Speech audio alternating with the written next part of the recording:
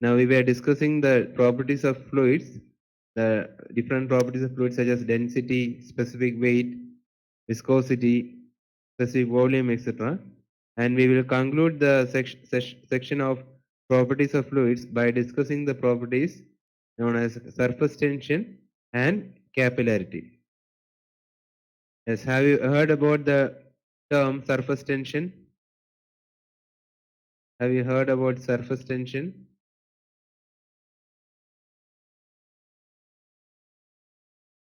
Have you ever heard about in your higher classes about surface tension? Yes, Mukesh, can you hear me? Okay. Okay, then we will see what surface tension is. That is, for example, suppose I am taking, you might have seen, say if I am taking water in a tank, on the surface of the water, there may be say small insects walking on the surface of the tank. Have you noticed that? On the surface of the water, small insects may be walking on, or can be they can held in position at the surface of the water, and they can move along the surface of the water. And these things are examples of surface tension. Now, for example, if I am taking water in a small beaker and carefully placing a needle, carefully placing a needle on the surface, you can see that the needle will not sink into the water. Instead, the needle will float in the surface of the water.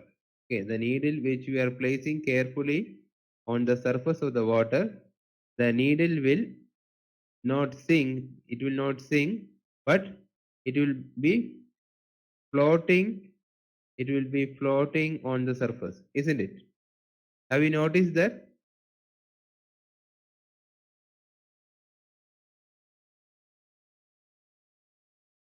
Okay. This is due to the fact that, yes, good evening, Jagannathan.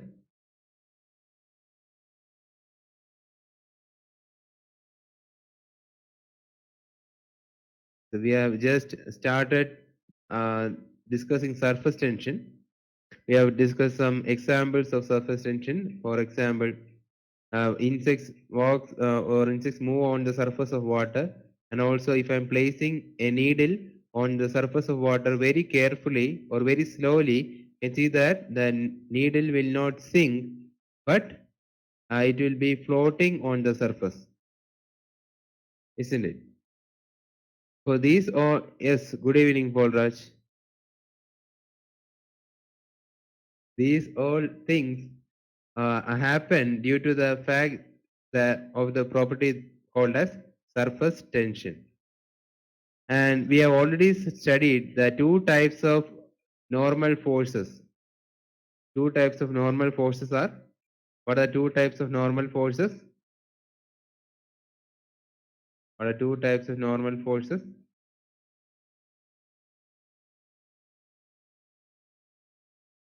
Yes. We have discussed in the last class what are the two different types of normal forces which is acting on the perpendicular direction to the area of cross section.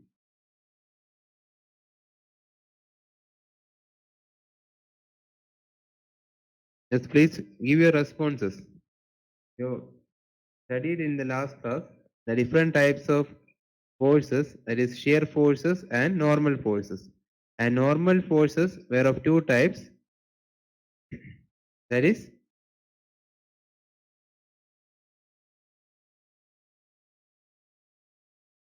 are you able to hear me?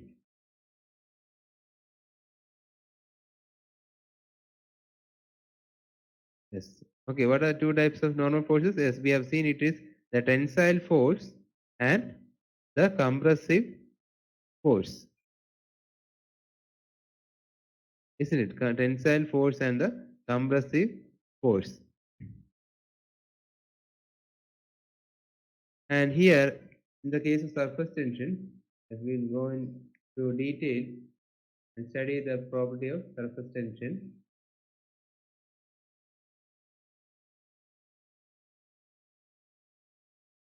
Let me take a beaker of water and you can see at the surface or at the interface,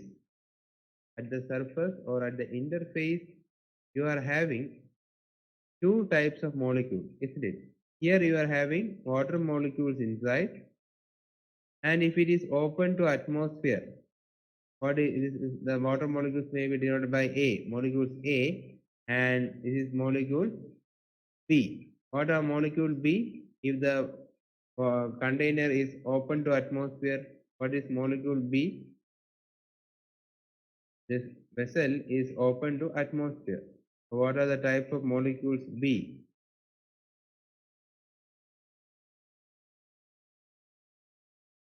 The open to atmosphere means this layer of surface of water is in contact with air. Yes, Mukesh says it's air. Do you all agree with it? Yes. Therefore, you can see there are two interaction between two different types of molecules A and molecules B. Here, the molecules A correspond to water molecules, whereas molecules B correspond to our air molecules.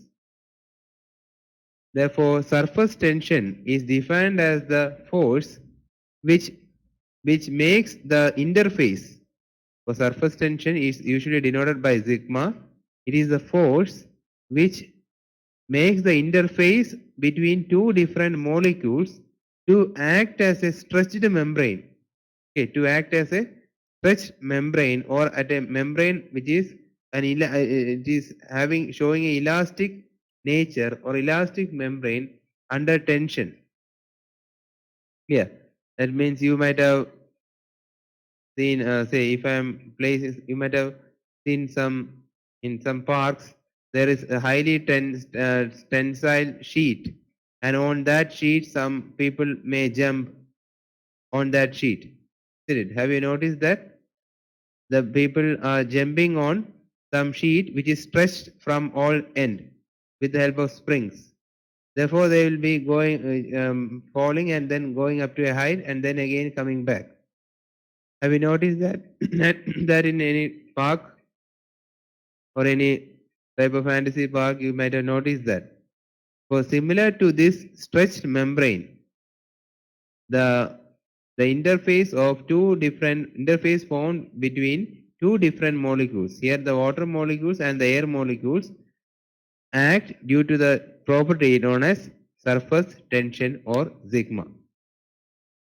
Now we will discuss why it is so. If I am taking water molecule, say if I am taking a certain molecule inside the interior of the vessel, here there will be forces of attraction between the water molecules. And what is the forces of attraction between the same molecules known as? What is the forces of attraction or forces of interaction between the same molecules known as?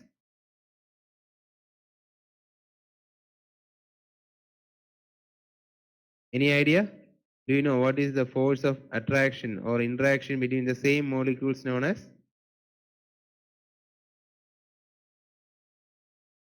Okay.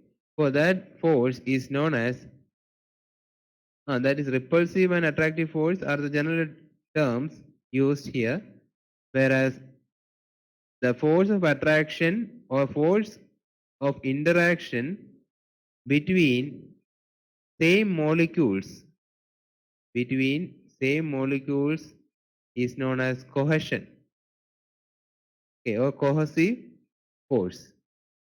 Molecules is known as cohesive force or it is the force of cohesion. Clear? And the force of interaction or force of interaction between different molecules, force of interaction between different molecules is known as, what is it known as? Can you tell? You might have come across these terms. Cohesion means that force of interaction between the same molecules, whereas the force of interaction between different, yes, Mukesh says it's adhesive. Yes, it's very correct. That is, the force of attraction or interaction between different molecules is known as adhesion, force of adhesion or adhesive force. Adhesive force. Clear? Therefore, we usually call this stick gums or these gums as adhesive, isn't it? Because it is actually sticking together two different surfaces or two different molecules. Therefore, it is known as adhesive. Is it clear? Suppose I am pasting paper on the wall. Pasting paper on the wall means the wall is containing wall molecules or concrete molecules. That is molecule A, whereas paper is consisting of molecule B. Therefore, these two different molecules, molecules of the wall A and molecules of the paper should interact or they should attract together. Therefore, we are using gum or adhesive, isn't it? Therefore, with the help of a gum, we are actually increasing the attractive force between different molecules. Is it clear? This example of pasting a paper on a wall. Paper molecules are different, let's say B. Wall molecules are different, say A.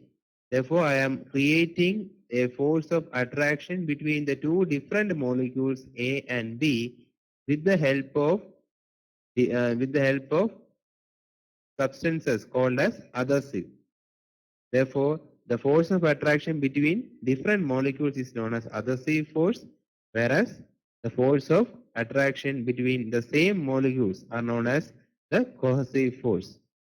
Is it clear? Are you able to follow? Okay, what about others? Yes. Therefore, we should have a basic idea regarding what does cohesion and adhesion means in order to study capillarity and surface tension. In order to study capillarity and surface tension.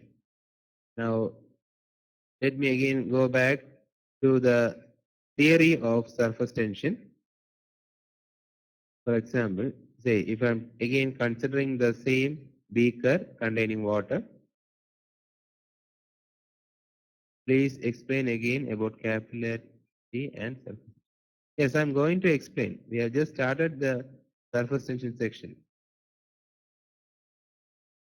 Okay, we are going to explain surface tension. I've just given you the definition of surface tension.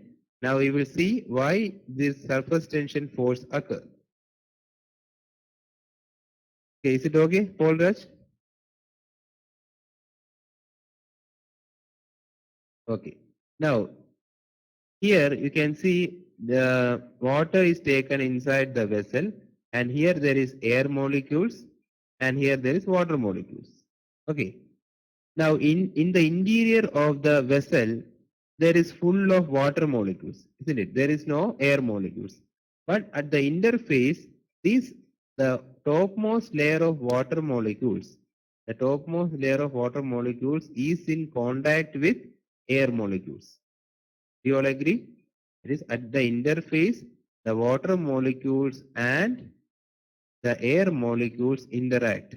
Can I say like that?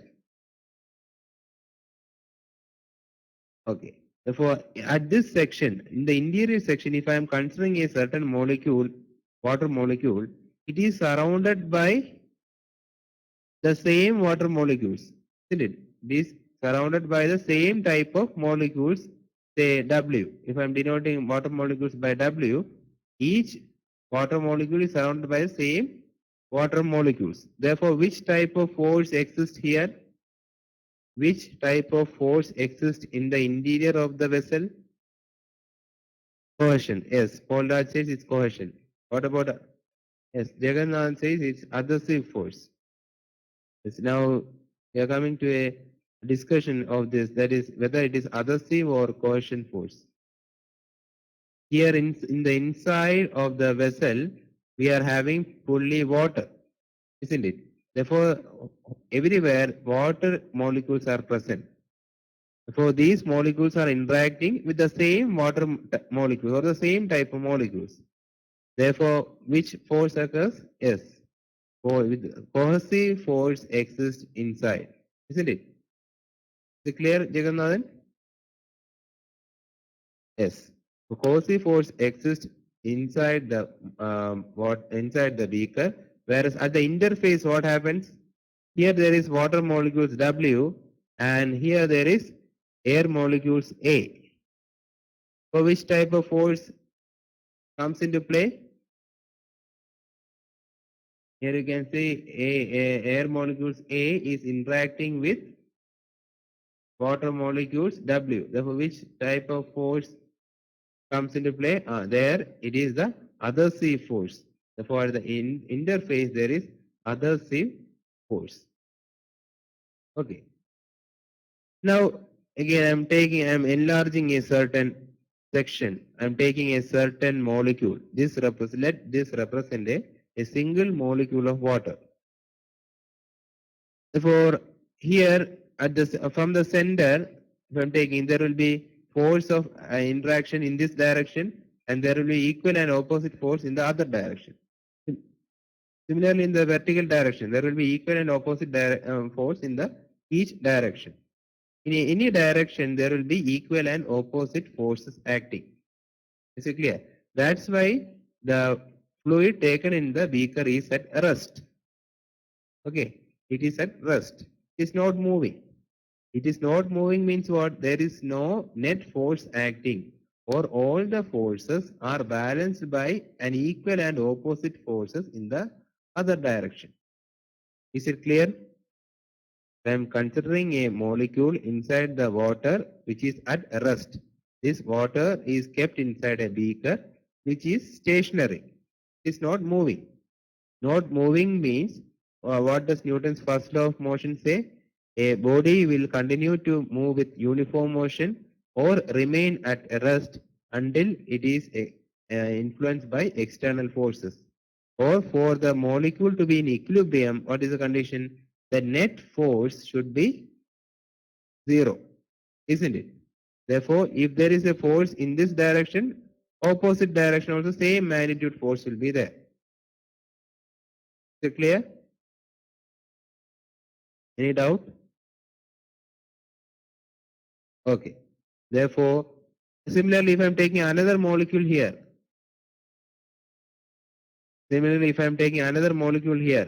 what will be the net force acting on that molecule? What will be the net force acting on that molecule?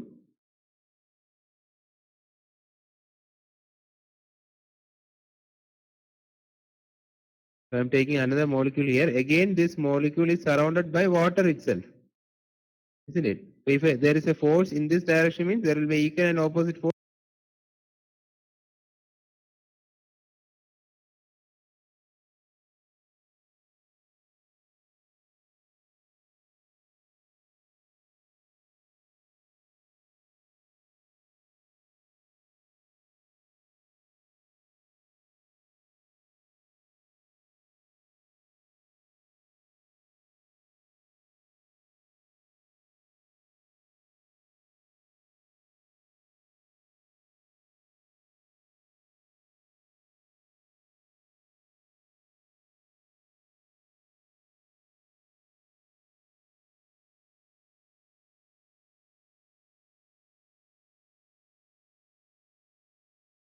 Okay, can you hear me? I think there was some problem with the net connection.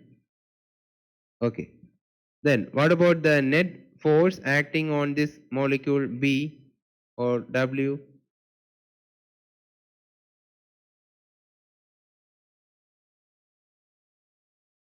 Okay, please wait for 2 minutes. We'll be coming back.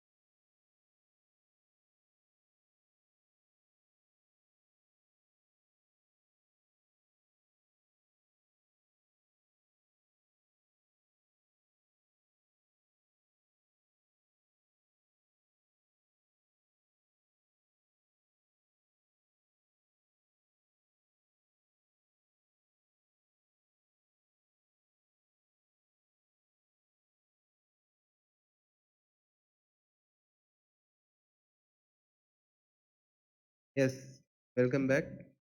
Can you all hear me?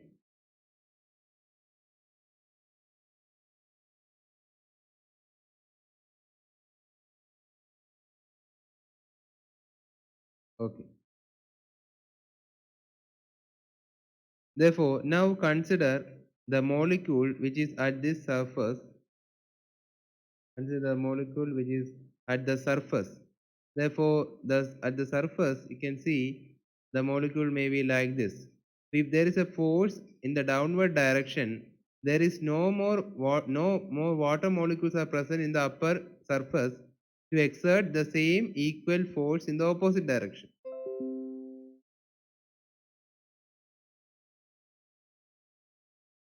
Do you understand? That is, if I am considering a water molecule at the surface, okay, let me explain. That is, we are considering a water molecule at the top surface which is in contact with air. Suppose there was another water molecule here. If there is a force like this, that molecule would have exerted an equal and opposite force here. But there is no more water at the surface. Instead, there is air. Therefore, you can see that if there is a force like this, there is no equal and opposite force in the other direction. Or the net force is a downward pull. The molecules at the surface is experiencing a downward pull by the water molecules below it. There is water molecules below the surface molecules. That surface molecules are experiencing a downward pull due to the water molecules below it. Am I correct?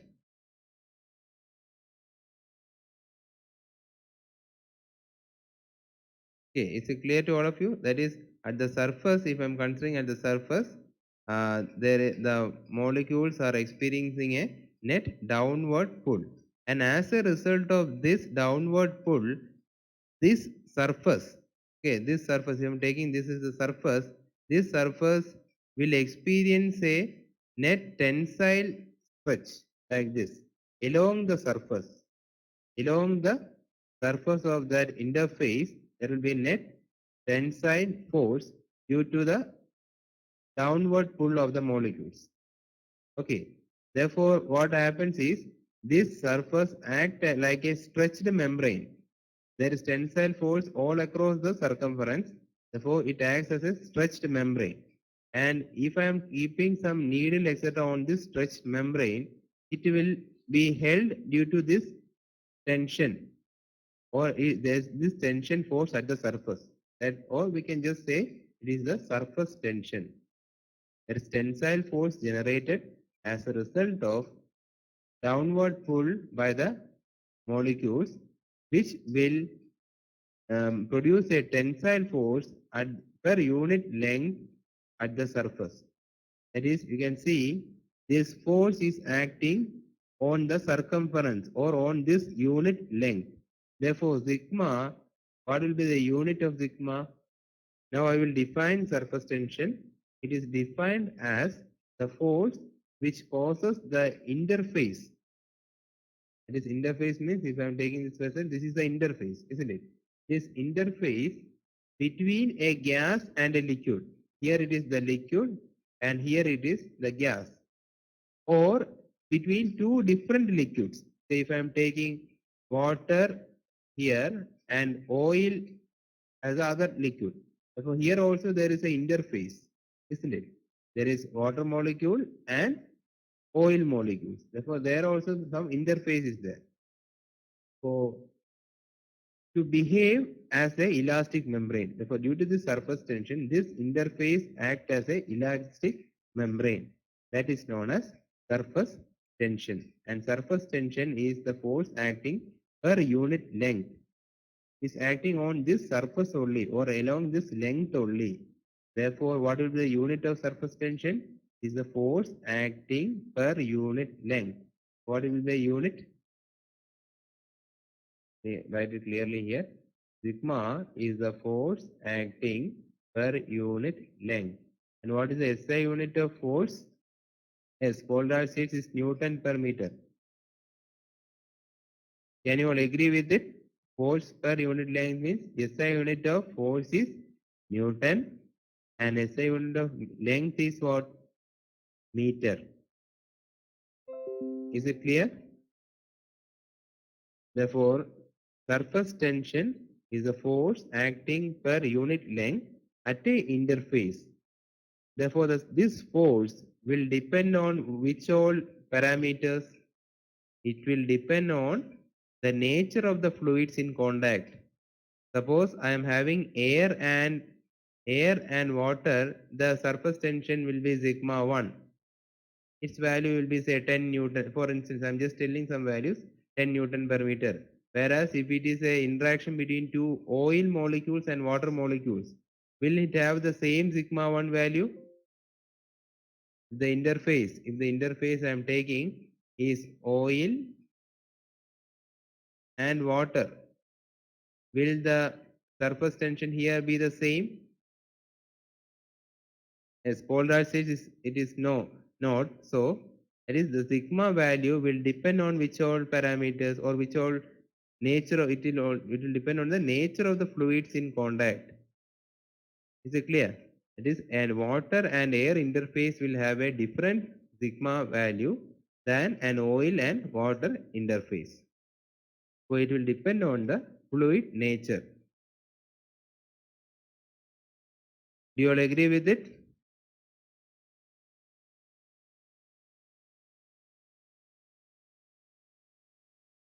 Yes.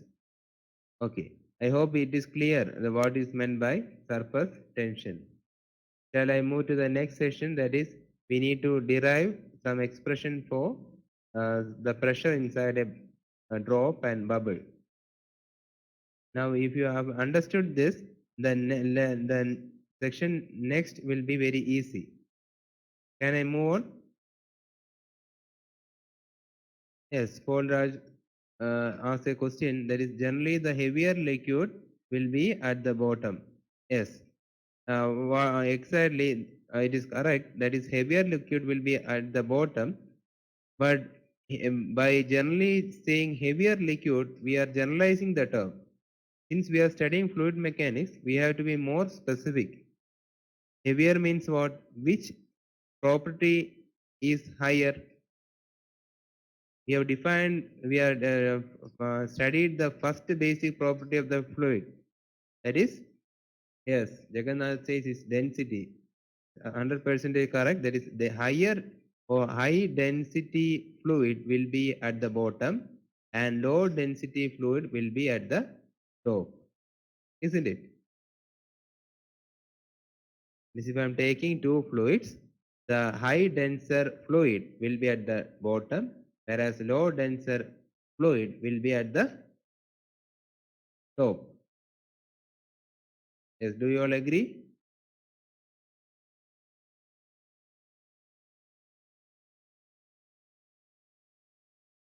Yes, the example of oil and water drawn here confused me. Okay, which is heavier? Which is more denser, water or oil? Which is more heavier or more denser, water or oil? Yes, Jagannath says it's water, but what about Paul Raj? You are confused a little bit. What is your opinion regarding the density of water and density of oil? Which is more denser?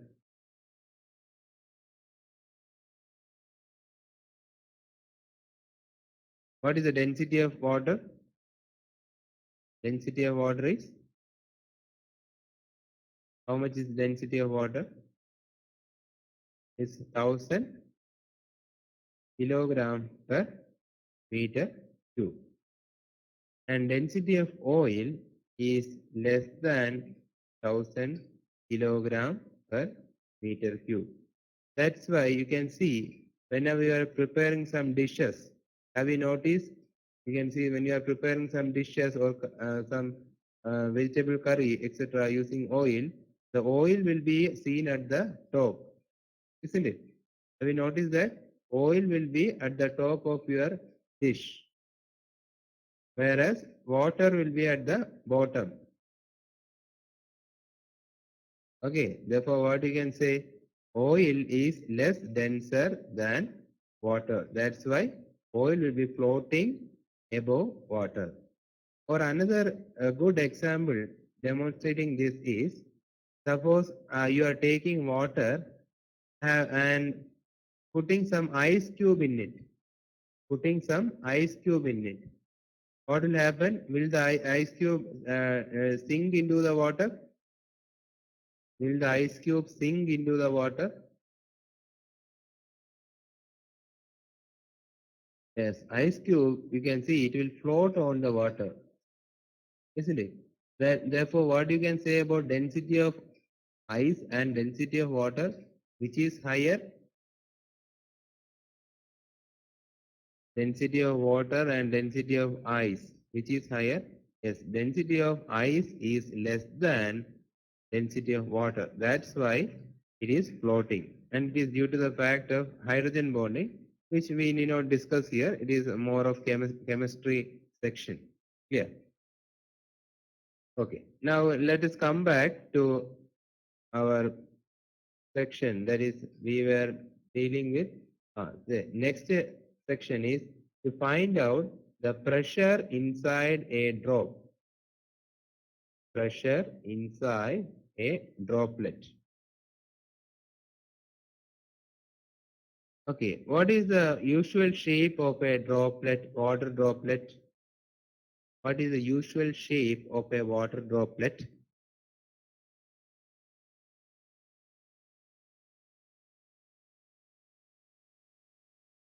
Yes, what is the general shape of a water droplet?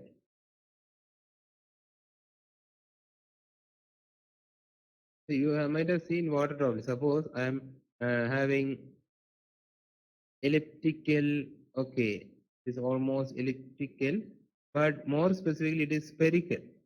Clear? It will be spherical in shape, water droplet. Suppose water is poured on the surface, you can see the water will usually be having a hemispherical shape, etc. So a water droplet usually has a spherical shape. Clear? Now, this spherical shape it attains due to the fact of surface tension. Now, if you are considering a water droplet, let me draw it in say like this. Or okay. Now, this inside the water droplet, this is fully of water. Therefore, the inner section consists of which type of molecules? Inner section consists of water molecules. Okay, now we are going to break up a very small droplet and analyze its forces. Water molecules are there inside the droplet. And what about the surface? At the surface, what is the interaction? At the surface, which all molecules interact together? If a water droplet is there in the atmosphere,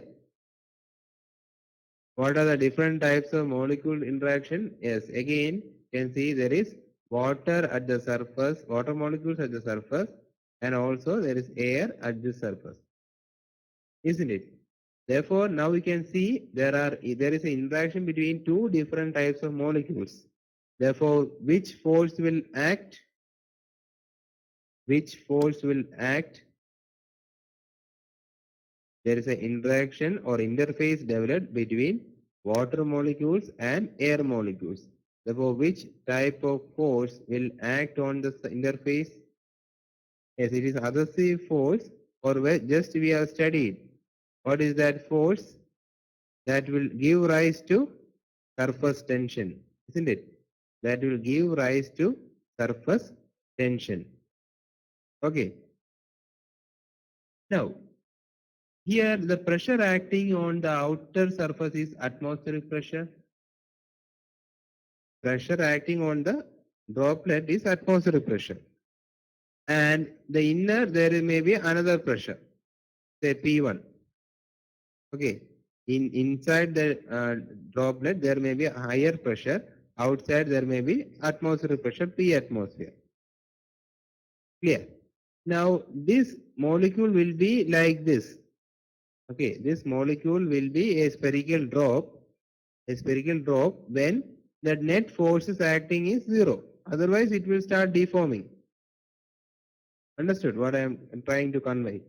That is, if I am taking a water droplet, it is of spherical shape, and it will be continuing to take that spherical shape unless the net force acting on it is zero. Is it clear?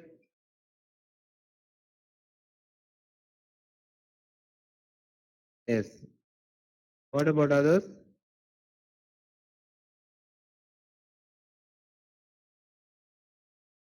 Yes. Now what about Mukesh? There's no response from Mukesh yet. Are you able to follow?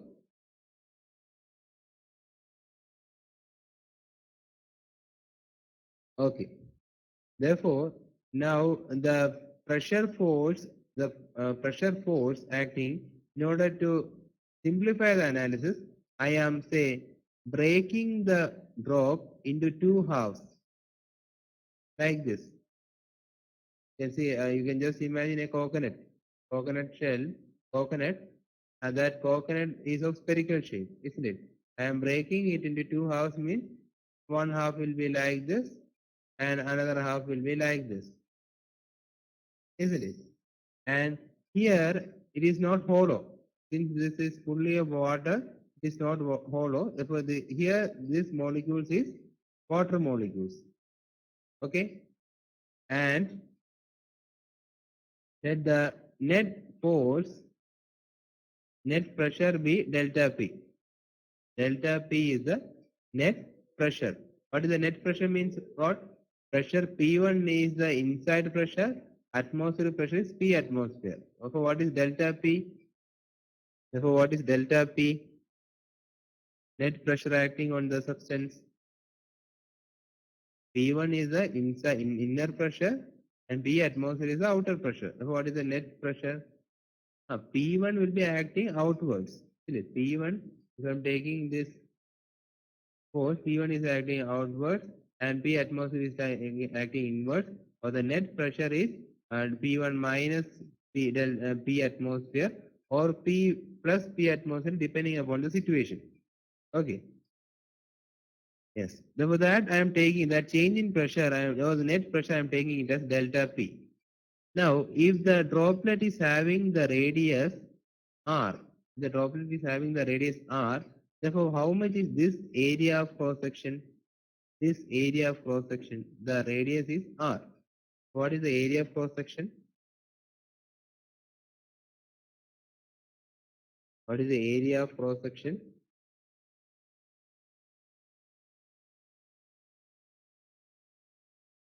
For this drop, this surface, I am taking this surface. This is the surface or the of radius R. So what is the area? Area is nothing but pi r square. And you are having a pressure of delta P. Now what is the force? We have defined pressure is equal to what? Pressure is equal to force divided by area. Or what is force? Force is equal to pressure into area. Do you all agree?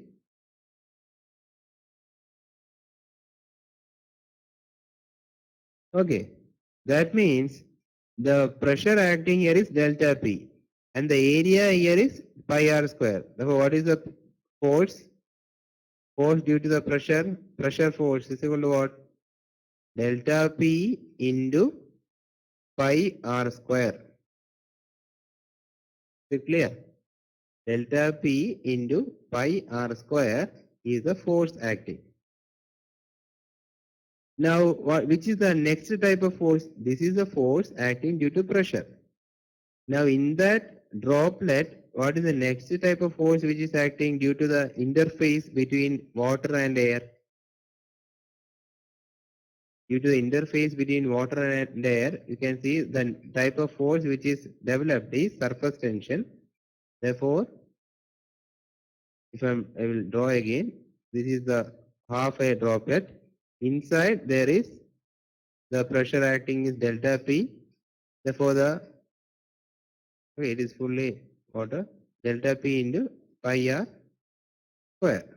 But at the same time, on the surface, there is on this surface there is sigma acting because this surface is in contact with air. This surface is in contact with air, therefore there will be sigma or surface tension along the length, isn't it? The surface tension means Newton per meter. So what is the length of this surface? How can you say the length of a circle? What do you call the length of a circle? Or perimeter of a circle? What do you call? Perimeter of a circle is known as pi d or circumference, isn't it? So in terms of radius, how can you write? D can be written as 2r, isn't it? Or it is the length of the circle is equal to 2 pi r. And the sigma is the force acting per unit length. The length is 2 pi r and the force due to surface tension. How can I write? Sigma into length. Sigma means force per unit meter into the total length will give you the total force. Is it clear? The force acting due to surface tension. Surface tension means it is force per unit length. Here the total length is how much? 2 pi r. Now what is the total force? Total force due to surface tension is sigma into 2 pi r. Clear? Okay. Now this is the force due to surface tension. And in the earlier case we have seen the force due to pressure. And these are the two types of forces which are acting. And for equilibrium, what is the condition? Sigma F is equal to 0. Or you can see the surface tension is acting in this direction, pressure is acting in this direction. Therefore, you should equate the pressure force, and the surface tension force. Clear? You should equate the pressure force and the surface tension force. So what is pressure force? Please tell. What is pressure force? Pressure force means delta P is the pressure, delta P into pressure into area, isn't it? Therefore, delta P into what is the area?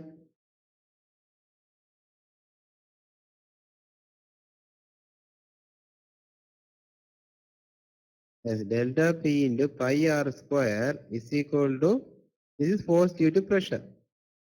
And what about force due to surface tension? Sigma into 2 pi r implies what you will get? You will get delta P is equal to, what you will get? Delta P is equal to sigma 2 sigma by r.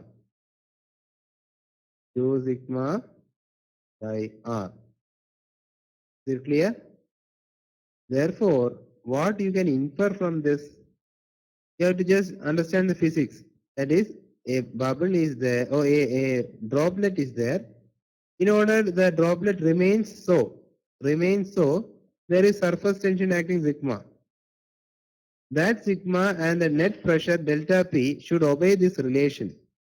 That is, the delta P should be equal to 2 times sigma by the radius.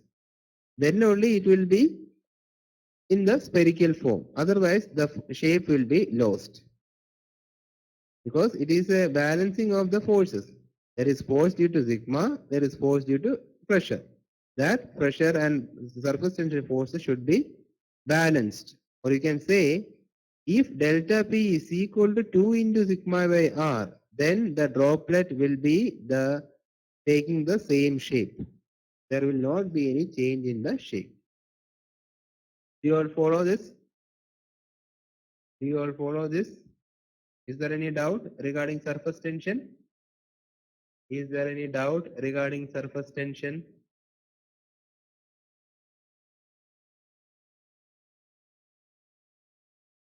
Okay. Okay. Now next is surface the pressure inside a soap bubble. Have you ever noticed a soap bubble?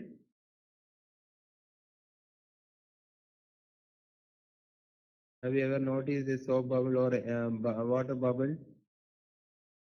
What is the peculiarity of that soap bubble? Means how many surfaces are coming in contact? How many surfaces are coming in contact with air? For a droplet, inside there is a gas. Or the basic difference between pressure inside a droplet and a bubble is that there is an extra surface coming, isn't it?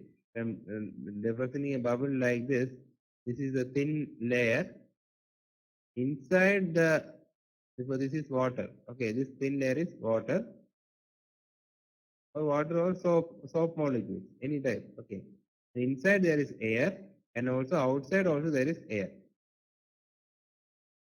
Inside and outside there are two surfaces. Therefore, what I can say about the surface tension? Surface tension sigma will be acting. If I am taking the cross section of this bubble, I can draw like this. This is the cross section. Surface tension will be acting along this surface and also acting along the outer surface. Isn't it? But pressure will be acting only at the inside. Pressure is delta P that will be acting at the inside. If R is the radius, you can write again. What you can write, pressure force is delta P into pi R square. And what about surface tension force? Sigma into 2 pi R is the surface tension force on one surface. This surface alone. If I am taking the other surface also, I should multiply it by 2. Is it clear? Do you have any doubt? Therefore, what you can say about delta P? Delta P is equal to, you will get it as 4 sigma by R. 4 sigma by R. Therefore, delta P of a bubble is equal to 4 sigma by R, and delta P of a pressure inside a droplet is 2 sigma by R. Isn't it? Therefore, what you can say about pressure inside a bubble and pressure inside a droplet, which is higher? Pressure inside a bubble and pressure inside a droplet, which is higher? Yes, pressure inside a bubble is twice the pressure inside the droplet. I hope this section is clear regarding surface tension. Is there any doubt?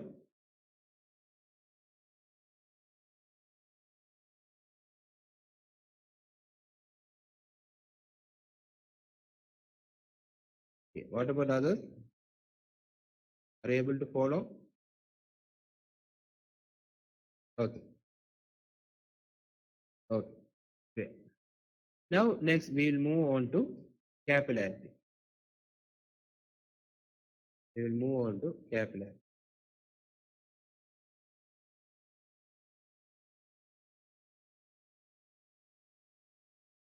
We will move on.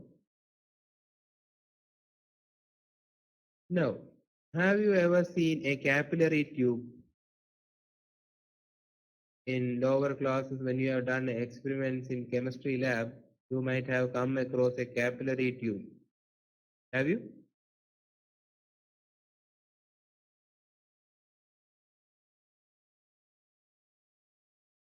Have you seen capillary tube? What do you mean by capillary tube? Any idea?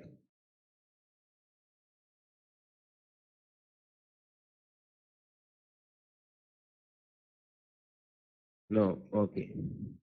Okay. Capillary tube means these are glass tubes, usually glass tubes, which are of very small diameters. very small diameters. For example, suppose you need to just imagine this thing. That is, if I am taking a vessel and this much is the level of water in it. Okay. Now, if I'm inserting a glass tube, which is a very narrow area of cross section, is a very narrow area of cross section, a very low diameter value, then what do you expect if I am inserting a glass tube into the vessel? What do you expect?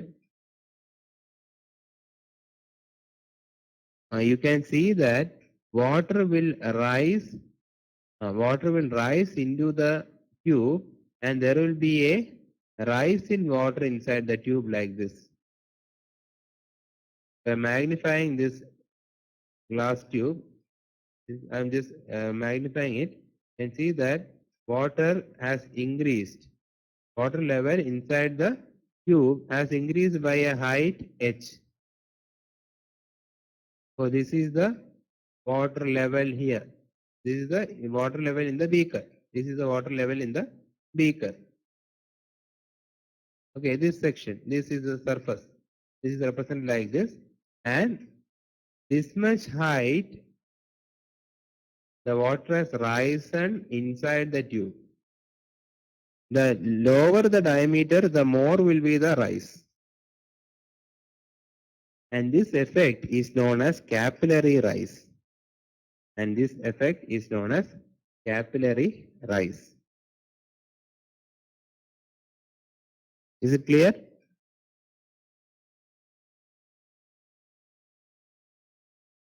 Now, you might have noticed the water in contact with the glass. This is a glass tube, isn't it? Therefore, there is glass molecules on this surface. There is glass molecules on this surface, and here there is water molecules. There is water molecules. Therefore, which type of force act on this region? Is, as Paulraj asked this question, is this only when pushing inside, or will it stay like this afterwards? Yes, it will be continuing to stay like this afterwards. It will not fall down. Okay, it will continue to remain as such. Okay. Now, this is glass. This is a glass tube. Means here we are having glass molecules, and this water is in contact with the glass molecules. Therefore, naturally, there is a force of interaction between glass molecules and water molecules. So, what is the force that will be generated there? Cohesive or adhesive? As Jagannathan says, it is adhesive force. Do you all agree? What about Mukesh? Do you agree with it? Okay, Mukesh is offline. Okay, therefore, there is adhesive force generated here, and you can see the other here inside this there is water molecules, isn't it? Now, what is the force inside this region? So I'm taking this as the region. What is the force inside the region or this region? Inside the water? Cohesion. Therefore, at this interaction point, the adhesive force exceeds the cohesive force. That's why you can see that the water molecules is having cohesive force in the downward direction. But when it comes and interacts with glass molecules, it is attracted towards the glass molecules, or there is a rise in the at the interaction between glass and water. You might have seen the nature of the meniscus. This is known as the meniscus. Will be a concave meniscus because what can you say? The adhesive force here is more than the cohesive force. Adhesive force is more than the cohesive force. That's why the water inside the tube rises up.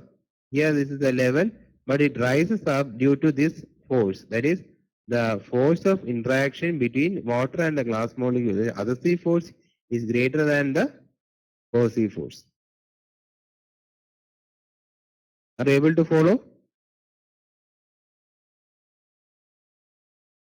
Yes. Okay. Now, therefore, if the other C force, I can say that if other C force is greater than co-C force, that will be giving rise to a capillary rise, isn't it? That will affect in capillary rise. And what about the meniscus shape? Is it convex or concave? Meniscus shape. Meniscus means this shape. I'm taking this YouTube manometer you will be studying later. This is the meniscus. Is it concave or convex? Yes, it is concave. Okay. Now suppose instead of water, I am taking mercury. Yes. Instead of water, I am taking mercury. Then what do you expect? I am taking mercury in a glass chamber. Taking mercury in a glass chamber.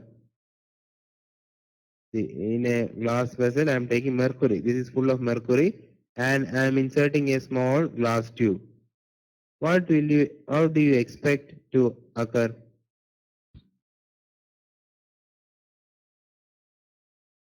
Have you seen mercury?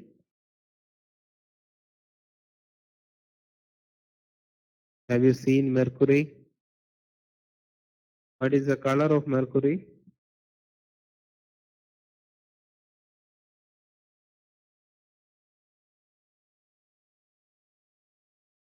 Yes, it is in silver in color.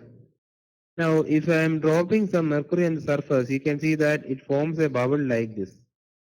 It is a say like jelly like thing. It forms a bubble like or drop like this. Have you noticed that? It's some like jelly form or there is more surface tension like this and it will not wet the surface. What do you mean by wetting the surface? If I am pouring water on a floor, the water will wet the surface, isn't it? Whereas the mercury will not wet the surface. It is just falling on and is behaving like a say jelly-like thing. It is not wetting the surface. Is it clear? If I am taking water in a glass, it will be wetting the inner surface of the glass. Whereas mercury will not wet the surface. It will be just inside. That is, if I am pouring mercury out like this, it will just flow as a whole unit. Just go out as a whole unit. So it does not wet the surface.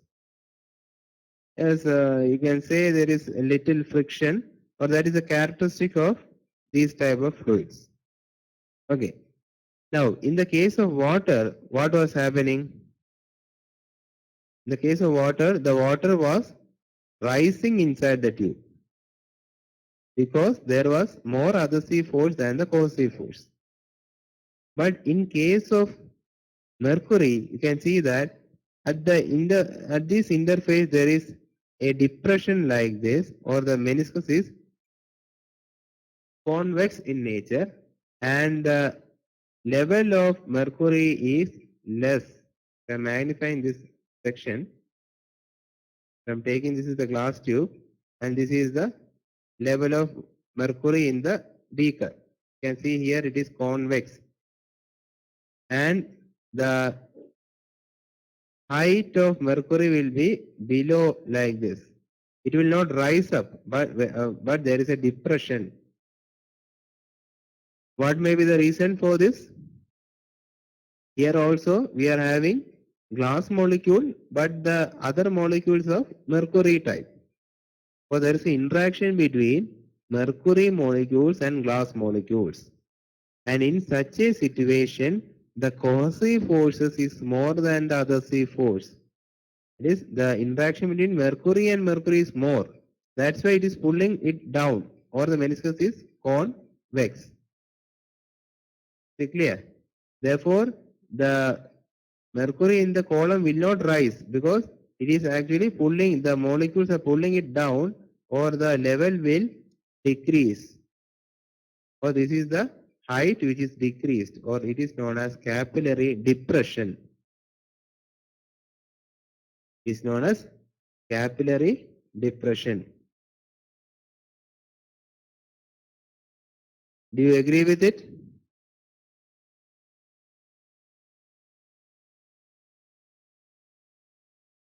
Did you follow what I am telling?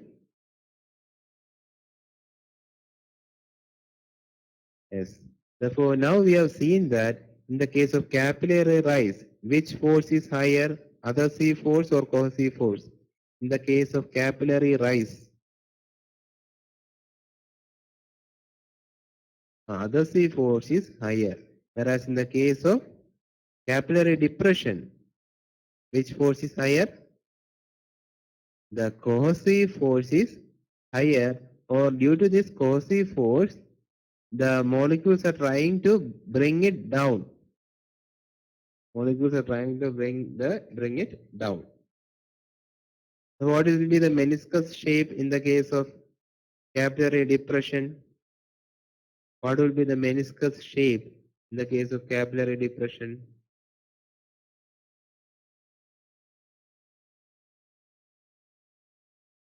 Meniscus will be convex in nature.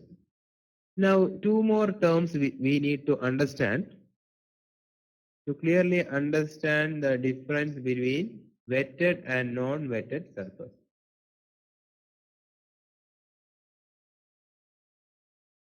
That is, suppose if I am taking like this is the capillary tube, and you have seen that in the case of water there is a capillary rise.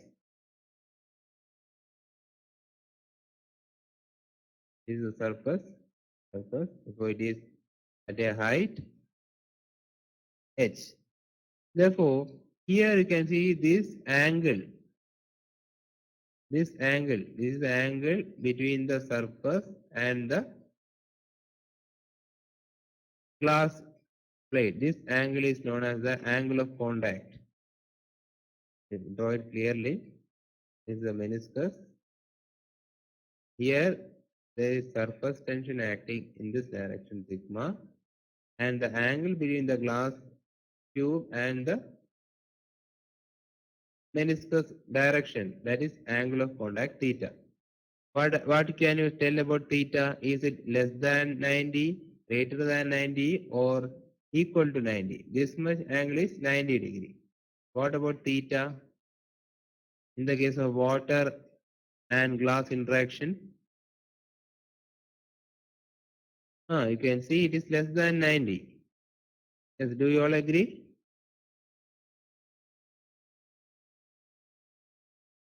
Yes, what about Mukesh? Do you agree with it? That is angle of contact is theta is less than 90 degree. Okay. Therefore, when it is less than 90 degree, you can see that what about the surface? Will it be wetted surface? Here we are having water, isn't it? Water will wet the surface. Or in general, you can say that if a fluid is in contact with another surface and theta is less than 90, you can see that it will wet the surface. Clear? And what about the rise? Will it be a capillary rise or capillary depression? Will it be a capillary rise or capillary depression? If theta is less than 90, it is a capillary rise. Now, if I am taking the next session of depression, capillary depression, like this. What is the angle of contact? You can see this is the angle. This is the angle between the glass and the surface tension. Okay, therefore what about theta? Is it greater than 90 or less than 90?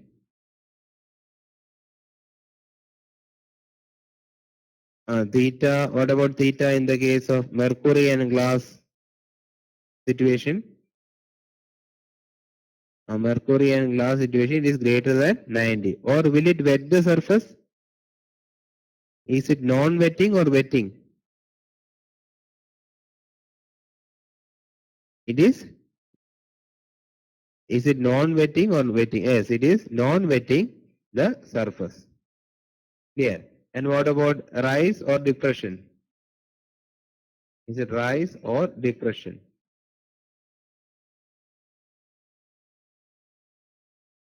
It will be depression.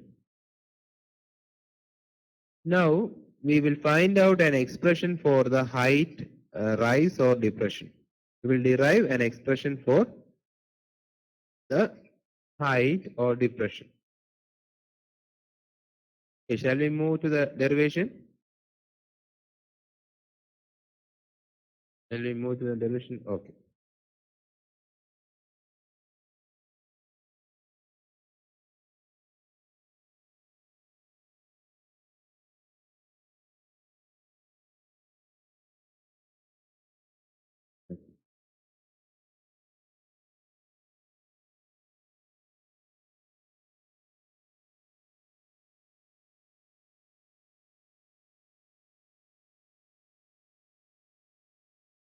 Okay.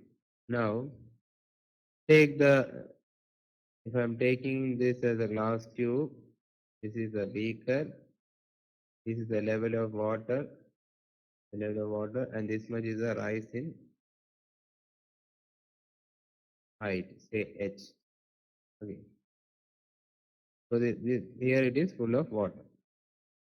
And in along this direction, the force acting is sigma, the surface tension, and the angle is theta. Therefore, for this meniscus to continue to be at this position, for this to be continuing at this position, the net force in the vertical direction should be 0.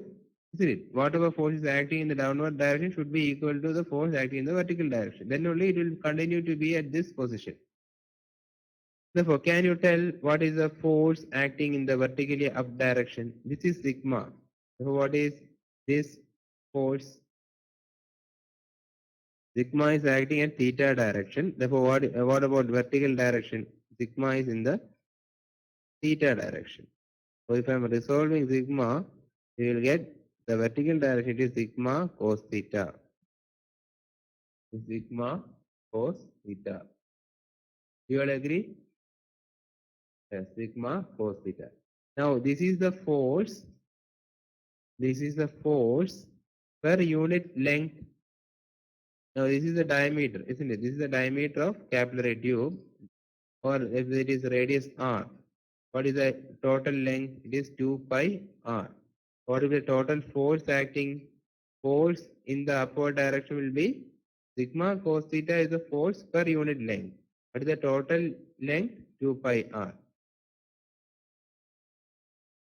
2 pi r means r is the radius of the capillary tube. On this length it is acting. Clear? This meniscus means actually it is a three-dimensional meniscus like this. I cannot draw it, but I hope you understand. That is, the surface or the length is 2 pi r. So you will get it as sigma cos theta into 2 pi r acting in the vertically upward direction. And what about the force acting in the downward direction? What about the force acting in the downward direction?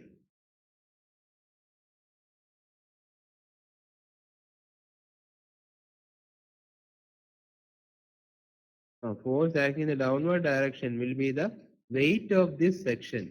This much section there is some fluid, isn't it? Weight of that. How to find out weight of that?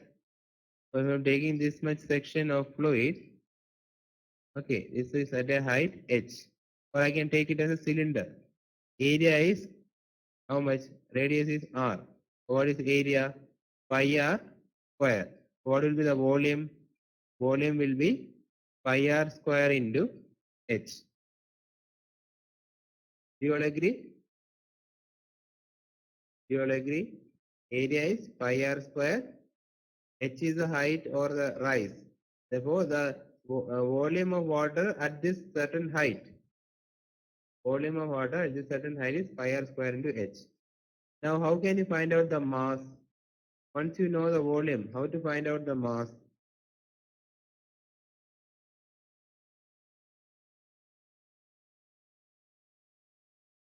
Once you know the volume, how to find out the mass? What is the relation between mass and volume? Mass by volume is known as density. Therefore, density rho is equal to, you can write here rho is equal to mass by volume, or mass is equal to what? Rho into volume. Clear? Therefore, you can replace it. Mass is equal to, how can you replace? Rho into what is the volume? Pi r square h.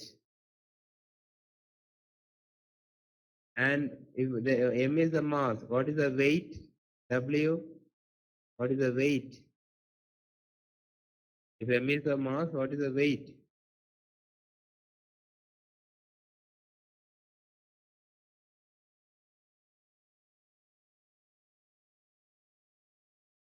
Mg.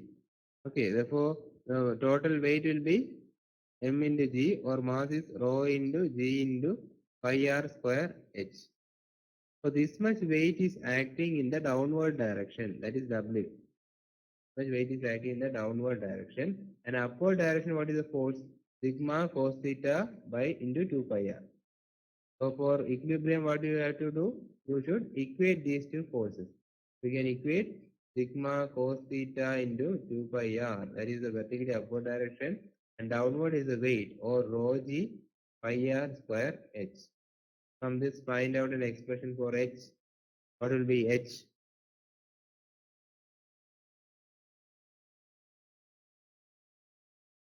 What will be h? You can see it is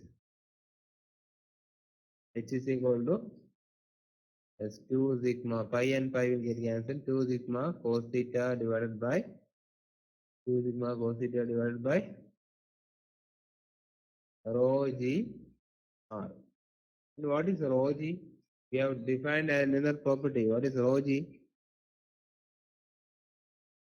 As mg is weight. Mg by v is not a specific weight. M by v is density. Therefore, rho g is specific weight. Do you remember? We have defined specific weight as weight per unit volume, that is mg by volume, or it is nothing but rho g. Is it clear, this derivation? That is, we have just taken the surface tension force and equated it with the weight.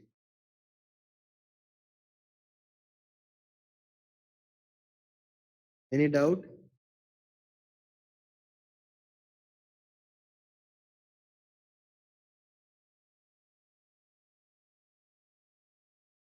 Yes, is there any doubt?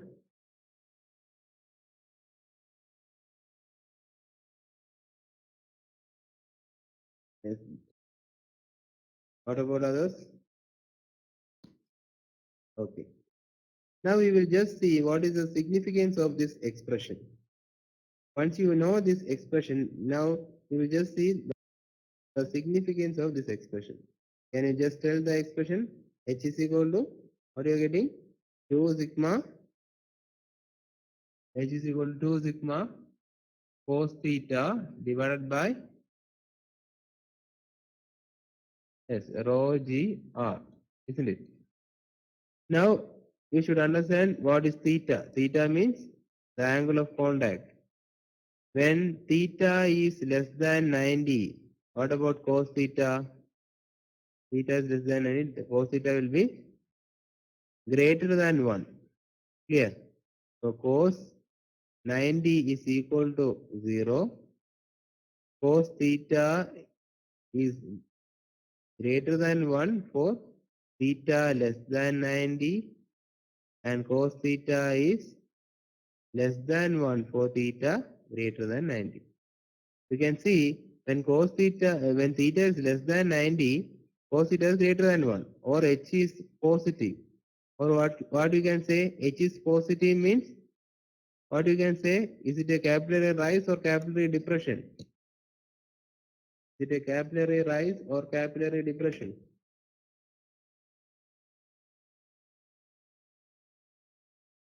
and theta, angle of contact, theta is less than 90. Theta less than 90 means cos theta is greater than 1. Therefore, you will get in this expression, this term is greater than 1 or h is positive. So it is capillary rise. Now, what about theta greater than 90? If I am taking this as a result, this is the angle of contact. This is the angle of contact theta. Theta greater than 90 means cos theta is less than 1 or it is not less than 1. Actually, it is greater than 0 and less than 0. Sorry. Cos 90 is equal to 0 and cos theta less than 90 means it is greater than 0. Cos theta is greater than 90 means it is less than 0. It is negative value, this is positive value. Here, I mentioned it earlier as greater than 1 and less than 1. It is not greater than 1 or less than 1, it is greater than 0 or less than 0. So when theta is greater than 90, you can see that cos theta value is negative, or here h will be negative. Negative means what? Actually, what is this h? This is a level surface means this much high is h. H is positive means there is rise. If it is depression means h is negative. What will happen if theta is 90 degree? If theta is 90 degree, what will be the shape of meniscus? Are you listening? If theta is equal to 90 degree, theta is equal to 90 degree means there is no rise, isn't it? There is no rise means it will be flat. For the level surface, the surface or the surface of water in the beaker and that in the tube will be the same, or it will be a flat meniscus. Is it clear?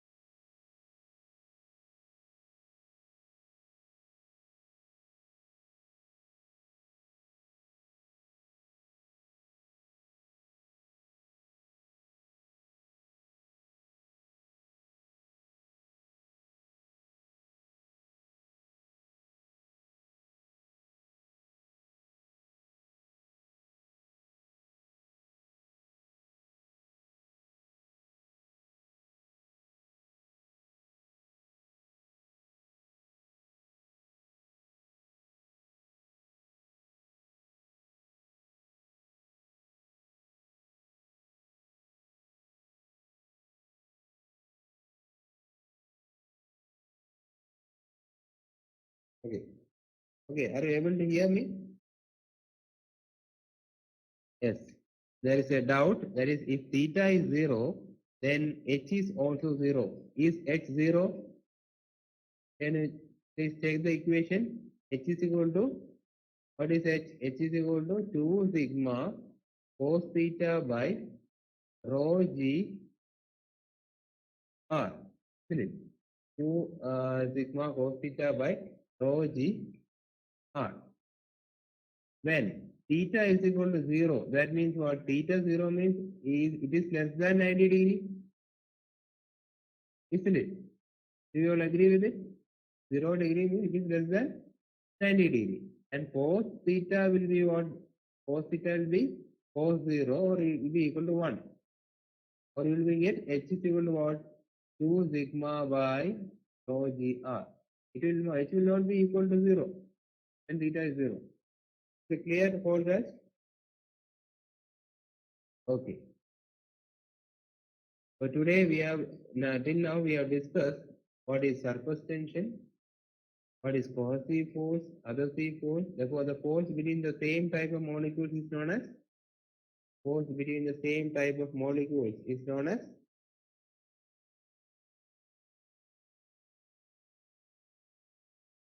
force between the same type of molecules is known as cohesive force, and force between different molecules is known as adhesive force. And due to the resulting of an interface between two different molecules, there we have seen the property of surface tension. And based on surface tension, we have derived expression for pressure inside a drop. What is the pressure inside a drop? What is the expression for pressure inside a drop? The pressure inside a drop we have obtained in terms of sigma as 2 sigma by r, isn't it? Pressure inside a drop is 2 sigma by r. And what about pressure inside a bubble? Yes, you just respond. What is the pressure inside a bubble in terms of sigma? Yes, 4 sigma by r, where r is the radius of the bubble. And then we moved on to define capillarity and capillary rise and capillary depression. When angle of contact theta is less than 90 degree, will it be a wetted surface or non-wetted surface? When theta is less than 90 degree, will it be a wetted surface or non-wetted surface? Less than 90 degree means what? Is there is a confusion there. When theta is less than 90 degree, it means what? What does is it a capillary rise or capillary depression?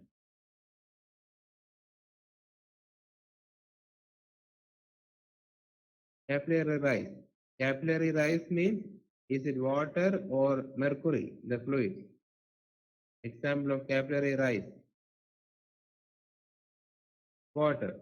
So water will wet the surface, isn't it? Water will wet the surface. So what you can say, when theta is less than 90 degree, theta is less than 90 degree, it will wet the surface. What about the meniscus? Will it be concave or convex?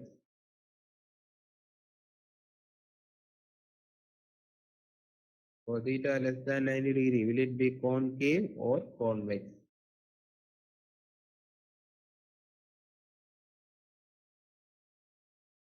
It is less than 90 degree means which forces is more?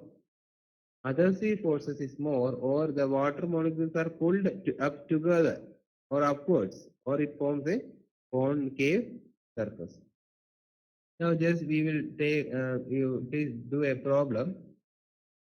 I will give you a problem. There is a droplet of water has a pressure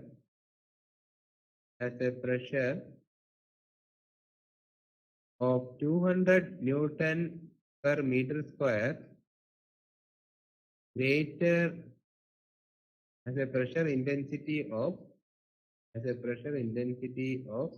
200 Newton per meter square greater than outside. The diameter of the droplet is 1.6 mm. Find the surface tension. Here, there is a droplet of water and the pressure inside is say P1 that is greater than the outside pressure by how much? By 200 Newton per meter square. Or given delta P is equal to 200 Newton per meter square.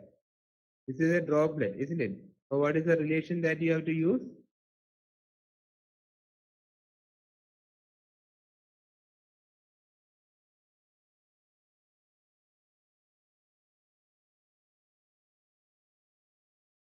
and everything should be in SI unit.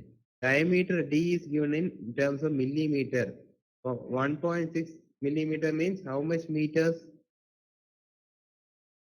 1.6 millimeters means how much meters? Yes, do you all hear? Can you hear me? Yes. That is 1.6 into 10 raised to minus 3 or 0.016 meters. Now you know what is delta P is equal to what? 2 sigma by R. So 0.016 meters is the diameter or radius is equal to how much? 0.008. So you need to just substitute in this equation delta P is equal to 2 sigma by R. Delta P is given as 200 Newton per meter square. R is given as 0.008. So what is the value of sigma? What is the value of sigma or surface tension?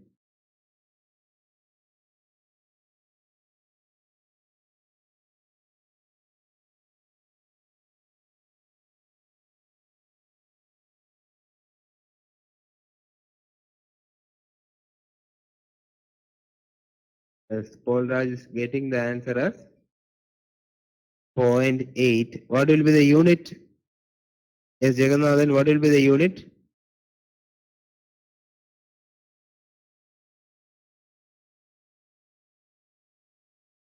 Point 0.8 is the right answer. But what about the unit? Whenever you are writing a answer, you should give the correct unit. Surface tension means what? It is a tensile force acting per unit length. Or force per unit length means what will be the unit?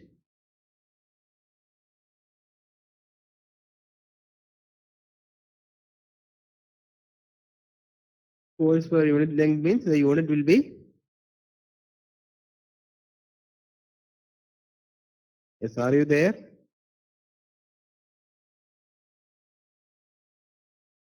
Yes, then what about the unit?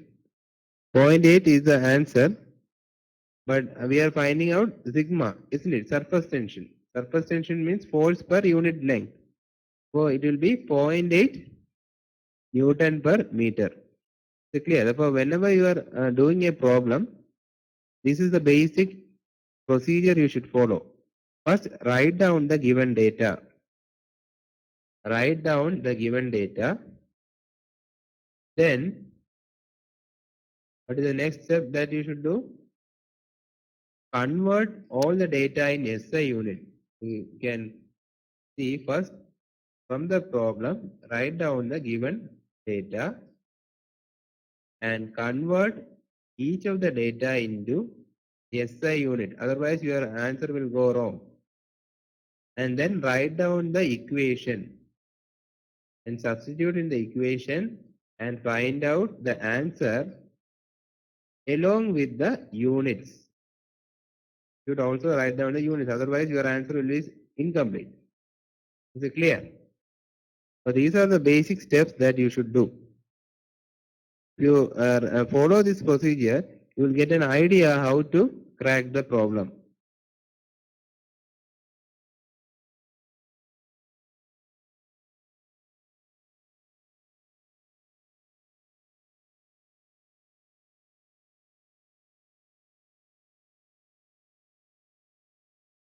Okay. Now, if you are having any doubt or queries, you can email me at the given at the mail ID, that is arunas@amistudy.com.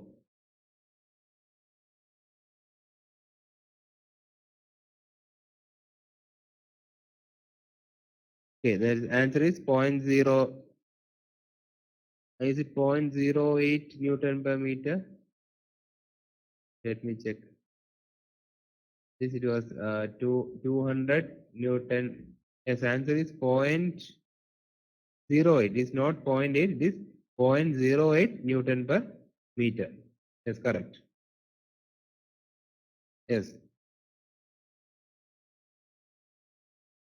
Yes, Paul Raj, it is correct. Jagannathan, please check your answer. That is diameter is 0.0016. It is not 0.016.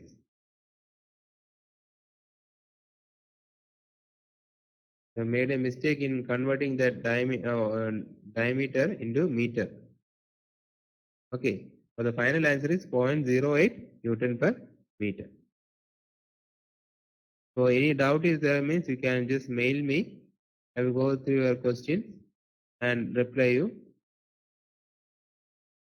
Okay, now I think we will conclude this session